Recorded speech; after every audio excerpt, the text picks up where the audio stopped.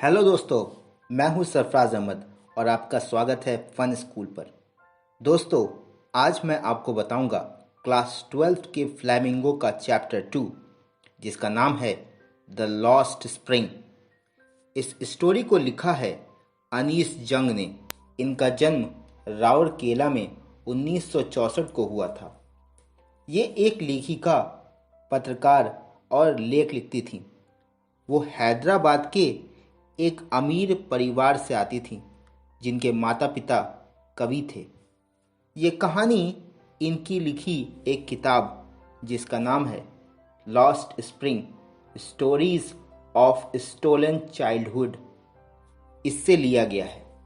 तो दोस्तों, स्टोरी शुरू करने से पहले हम इस स्टोरी से रिलेटेड कुछ वर्ड्स को देख लेते हैं, जो कि आपके एग्ज़ाम में आपको हेल्पफुल होगा।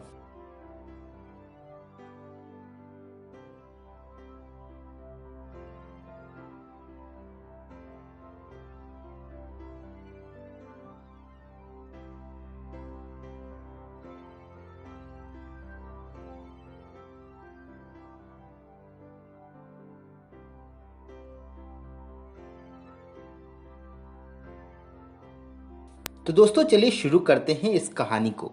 तो इस कहानी में दो बच्चों की बात की जा रही है। ये दो बच्चे जिनके नाम हैं साहिब। साहिब का पूरा नाम है साहिब ए आलम, और दूसरा है मुकेश।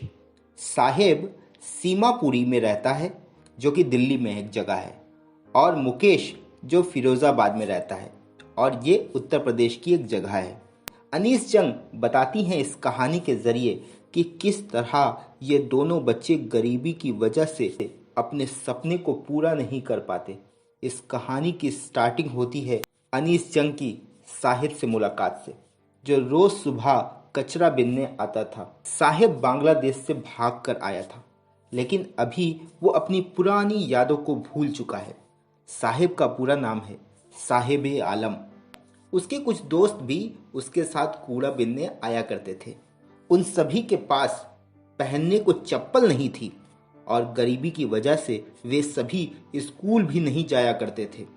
रोज सुबह वे अपनी रूटीन से कचरा बीनने आते और फिर चले जाते थे। ये सभी सीमापुरी में रहते थे, जो कि दिल्ली का एक इलाका है। ये सभी 1971 में बांग्लादेश से आए थे।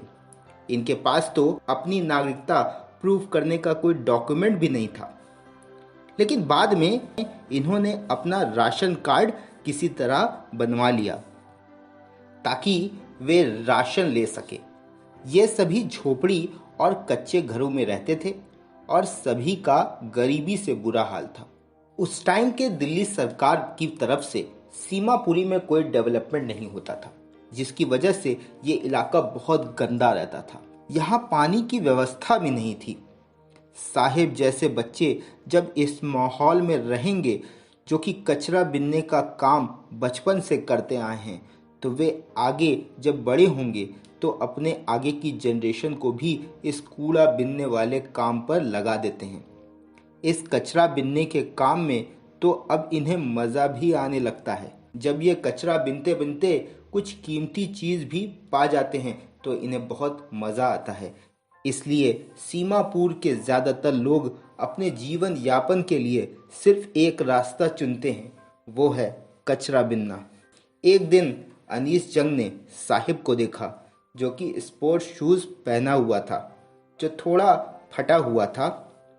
वो दरअसल एक टेनिस खिलाड़ी का था, जिसने उसे हटा दिया था। कल तक साहिब के पैरों में चप्पल नहीं थी। वो इन जूतों से बहुत खुश था। फिर साहिब एक चाय की दुकान पर काम करना शुरू कर दिया, जहां उसे 800 रुपये महीना और 2 वक्त का खाना मिल जाता था।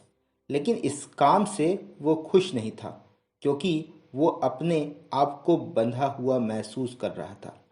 जब वो कचरा बीनता था, तब उस काम में वो खुद का मालिक था, लेकिन अब वो बन चुका था।